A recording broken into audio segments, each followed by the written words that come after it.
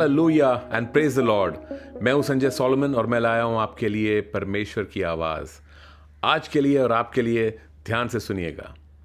हमारा आज का वचन यूहन्ना की पहली पत्री से है, उसका दूसरा अध्याय और 15, 16, 17 वचन। और यहाँ पर लिखा है, तुम न तो संसार से और न संसार में की वस्तुओं से प्रेम रखो। यदि कोई संसार से प्रेम रखता है तो उसमें पिता का प्रेम नहीं है। क्योंकि जो कुछ संसार में है, अर्थात शरीर की अभिलाषा, आंखों की अभिलाषा और जीविका का घमंड, ये पिता की ओर से नहीं परंतु संसार ही की ओर से है। संसार और उसकी अभिलाषाएं दोनों मिटते जाते हैं, पर जो परमेश्वर की इच्छा पर चलता है वो सर्वदा बना रहेगा। आमेन। जो परमेश्वर की इच्छा पे चलता है वो सर्वदा बना रहेगा। और जो संसार की चीज़ों के पीछे भागता है वो बहुत दूर नहीं पहुंचेगा, क्योंकि वो परमेश्वर की मर्जी के अनुसार नहीं जा रहा है। संसार गुजर रहा है, संसार खत्म हो रहा है और उसकी अभिलाषाएं भी खत्म हो जाएंगी, छूट जाएंगी यहाँ पर। लेकिन जो परमेश्वर की इच्छा पे चलेगा वो हमेशा के लिए संतुष्ट रहेगा, परमेश्वर के साथ में रहेगा। Now watch this carefully। तुम न तो संसार से और न संसार की वस्तुओं से प्रेम रखो, बाइबल कह रही है। संसार से मोहब्बत कर सकते हैं और करते भी हैं लोग, संसार और संसारिक बातों से। संसार की वस्तुओं से प्रेम नहीं करना है। बहुत सारी वस्तुएं हमको दिख रही चारों तरफ हमारे, हम घिरे हुए हैं संसारिक वस्तुओं से, और बाइबल कह रही है इनसे मोहब्बत मत करो, इन चीज़ों से प्रेम मत करो, इनसे दिल मत लगाओ। और आप कहोगे लेकिन हमें जीना तो संसार में ही है, और हमें खाना है, हमें घर चाहिए। क्या हमारे पास अच्छे मकान नहीं होने चाहिए? क्या गाड़ी नहीं होनी चाहिए हमारे पास? क्या हमारे बच्चों को अच्छी स्कूल में नहीं जाना चाहिए? यस यस यस, वो सब कुछ होना चाहिए तुम्हारे पास में, सब कुछ होना चाहिए। और समस्या ये नहीं कि तुम्हारे पास गाड़ी है या घर है या तुम्हारे बच्चे अच्छी स्कूल में जा रहे हैं, तुम अच्छे कपड़े पहन रहे हो, प्रॉब्लम उसमें नहीं है। समस्या ये है कि जब तुम दिल लगा लेते हो इन चीज़ों से, जब इन चीज़ों से हम मोहब्बत करने लगते हैं, जब हम पैसों से प्यार करने लगते हैं। पैसा होना समस्या नहीं है, लेकिन पैसे से प्यार, ये सब बुराई की जड़ है।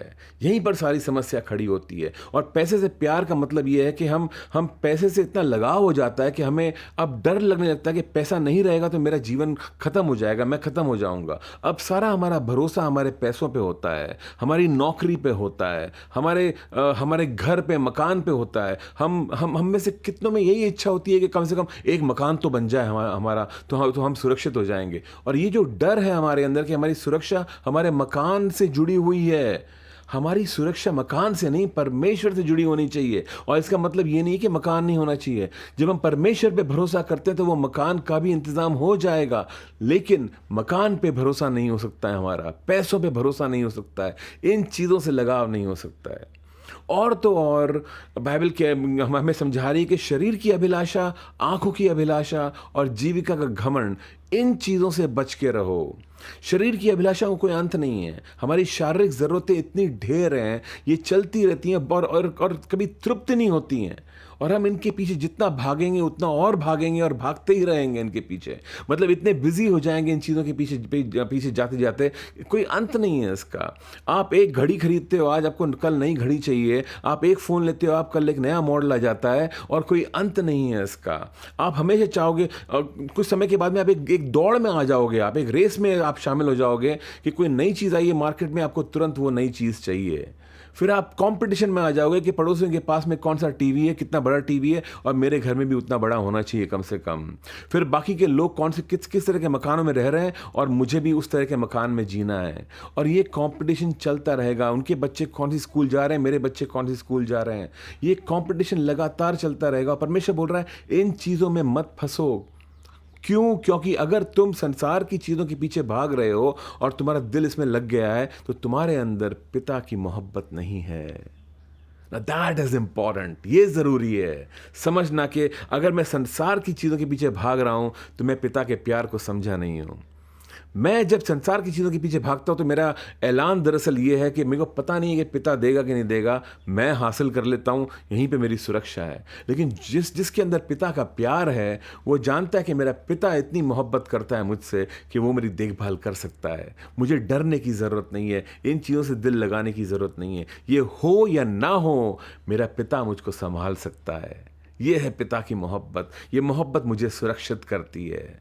और मैं आपको यही कहना चाहूँगा आज, पिता की मोहब्बत में अपनी सुरक्षा को पाओ, पिता की मोहब्बत के पीछे भागो, उसको जानने की कोशिश करो, परमेश्वर के प्यार को पहचानो, उससे भरते जाओ और इजाज़त दो परमेश्वर को कि वो अपना प्यार तुम पे बरसाए और तुम उसको रिसीव कर सको विश्वास के द्वारा।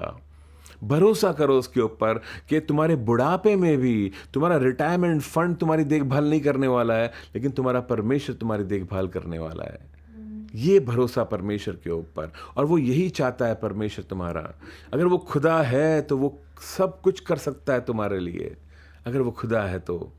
और परमेश्वर चाहता है हम उसको एक पिता के रूप में जाने, एक रिश्ता बनाए उसके साथ में। तो मैं आपको एनकरेज करना चाहूँगा, ऐसा ही कीजिएगा आप, ऐसा ही कीजिएगा, पिता की मोहब्बत में बढ़िएगा, संसारिक चीज़ों में नहीं। संसार की चीज़ें तो आएंगी और जाएंगी, लेकिन पिता का प्यार हमेशा के लिए है। Amen. God bless you all.